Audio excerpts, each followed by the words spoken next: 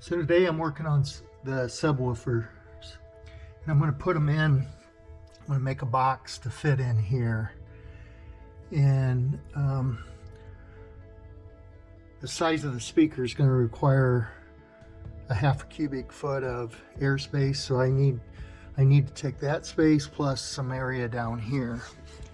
So right now I'm working on. I made a little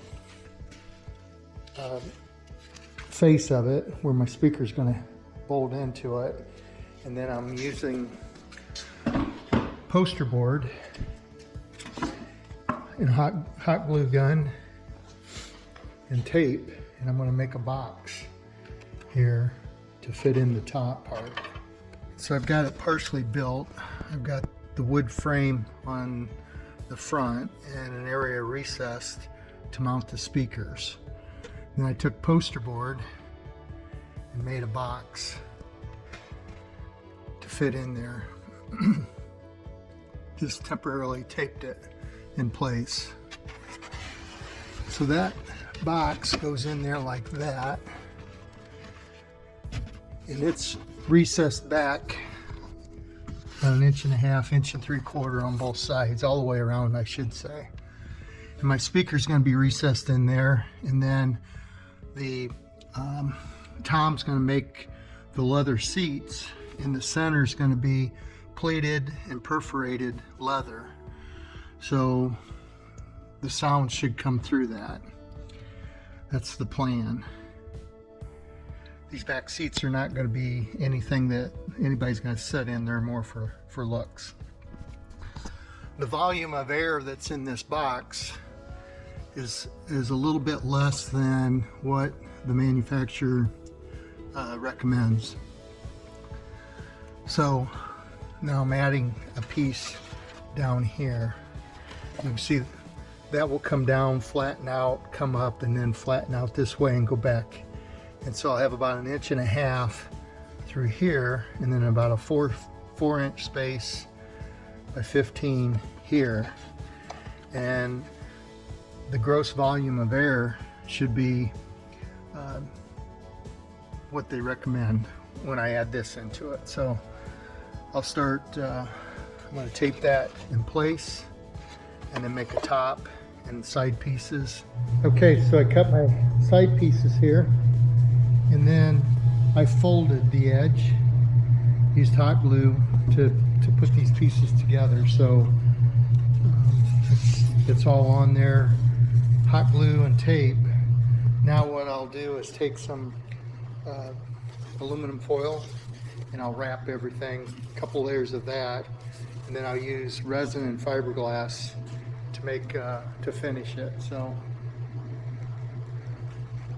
that gives you a nice, when you bend these pieces and overlap them, it's pretty solid, like a box. Okay, I just wrapped everything with tin foil, or both of them with tin foil. I sprayed just some adhesive, spray adhesive on first, and then I put a layer of tin foil, aluminum foil on it. So they're ready to put fiberglass mat, resin and fiberglass mat on them now.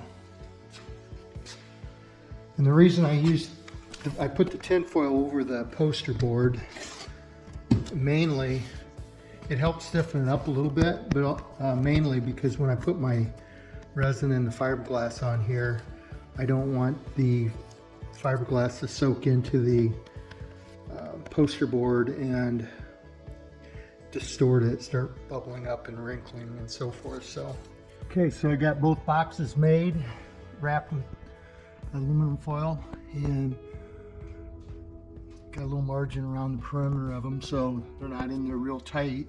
Okay, so I just put a heavy layer of wax, car wax, on it, and I'm going to let that dry. And my hopes is after I fiberglass this, that I'll split it right here, pull the back out, and then take all the poster board and the aluminum foil off of the fiberglass, so the inside will be clean when I'm done. That's my plan. We're going to see how that works. As soon as that dries, I'll start laying the fiberglass up on it. So now I'm going to get ready to fiberglass those boxes, and so I'll go through the tools that I'll use here and the materials. I bought a gallon of resin, fiberglass resin, and with the hardener. And then I've got a mixing cups here. I got several of these. And typically what I do is I divide that gallon into equal numbers or ounces. And for this job, I'm going to use 16 ounces. I'll mix 16 ounces each time that I apply a layer. So it makes the hardener, the catalyst, easier to do your calculations, because you want to have that pretty consistent. You want to get too much catalyst in there because it'll take off and get hot real quick. And on the other hand, you don't want too little or it won't set up. I've got acetone that works great to clean up fiberglass or the resin. Rubber gloves. I'll use a brush. Here's the mat that I use, and I cut those in pieces to fit whatever I'm going to put on. And this doesn't bend real well, so a lot of times what I'll do is I'll cut smaller strips for the corners so I can get a nice bend like that. Otherwise, and then I'll overlap the other pieces afterwards. I've got rollers here. These are steel rollers. They're made for fiberglass work. Got one, a really small one and a little bit bigger one. And that is made to, you roll your fiberglass after you got your resin on there and work all your air bubbles out, or as many as you can. And you want to work that for a while because they'll keep kind of pulling up a little bit and creating air pockets in there, and you'll see it as you work. The longer you work it, this starts setting up a little bit and you can work those bubbles out. The brush, I take, after I mix this up, I'll just pour some on my piece, take the brush and spread it around equally, and then put my mat on. Or sometimes I'll put my mat on and pour the resin on top. It really doesn't matter as long as you get it soaked up with resin. Now you don't want to put too much resin on. You don't want to flood it and have it thick of resin, because it's stronger with less resin and just using your mat. So I'll get my batch mixed up and I'll start fiberglassing these parts.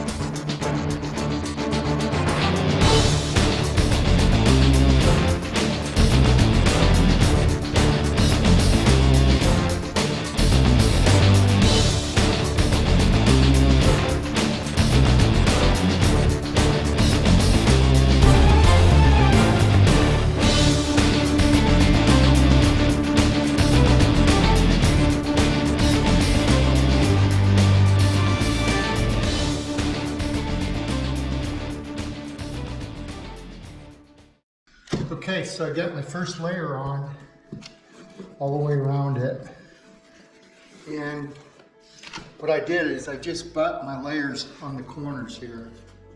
I tried not to overlap them too much. And now I'm taking a knife and cutting my poster board. I'm going to split this. And you can see my tinfoil is coming right out. I just pulled some out of that piece there. So what I'll do is I'll split this, pull the poster board off, and make sure it fits in the car well. Then I'll glass around the perimeter of this, glass them together.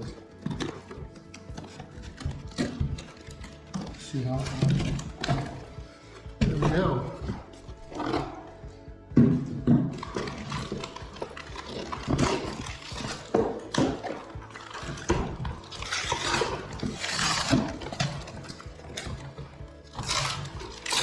See how nice that peels off there? So it worked.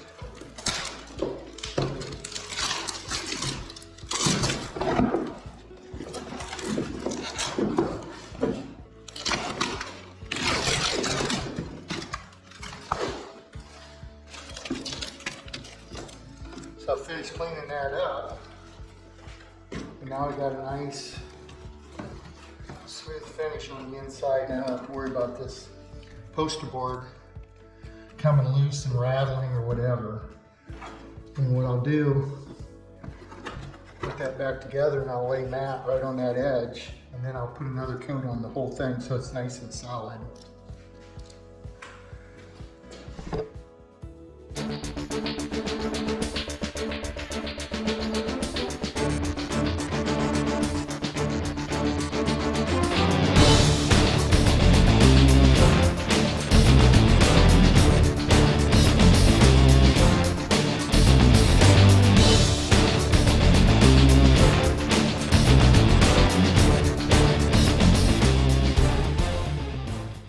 I cut it apart and cleaned all the poster board out,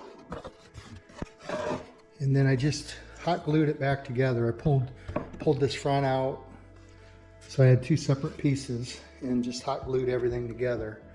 So now this one's ready to put another layer of fiberglass on. I'm going to start on this one next. Pull all this out.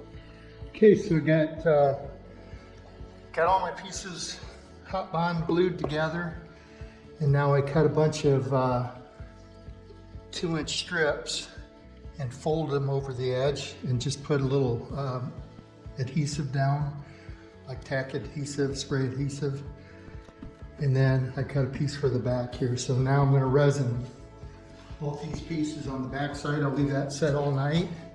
And then tomorrow I'll flip it over and do the front and finish it up.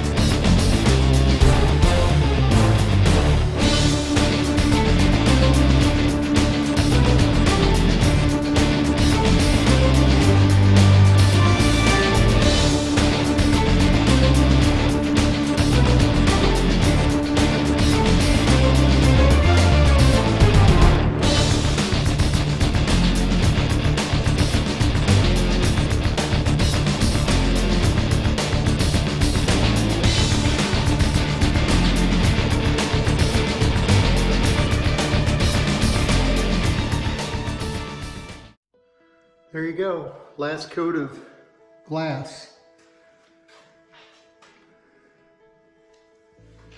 Let them set a couple days. You know, seeing there's a couple little edges here that are wanting to stand up on me, but for the most part they're pretty level. Let those set, and then I'll come back and cut all this out later You can see the inside, they're nice and finished. So, got a nice sunny day today. So I figured I might as well set these out and let them bake all day. And help cure it out before I paint them. Okay, my subwoofer boxes have, they're a week old. Set them out in the sun for a day. So I think they're ready to spray. I'm going to spray them with some bed liner. The reason I'm going to spray them is just to seal them up, because a lot of times fiberglass, you'll smell it when it gets hot. So I don't want to take a chance at those things starting to smell if the car's sitting out in the sun. So, okay, so I got them all sprayed. I used bed liner. And some of you guys are probably going to ask why I use bed liner. And honestly, it's because I had some left over. I had about a quart of 2K bed liner that was getting old, and I thought, you know what, I might as well spray it on there. Sealed it up good. Sprayed inside, and then I put polyfill in and just loosely pack that. Had a few guys recommend that you put polyfill in just this one cavity here. So I did that, and then I got my subwoofer mounted. I haven't screwed it in place yet, but wires come out here and those babies are ready to go in. Put 4 screws in that subwoofer and finish the polyfill, and then I'll install them. Okay, there we go. Both of them are sitting in place and ready to be wired up.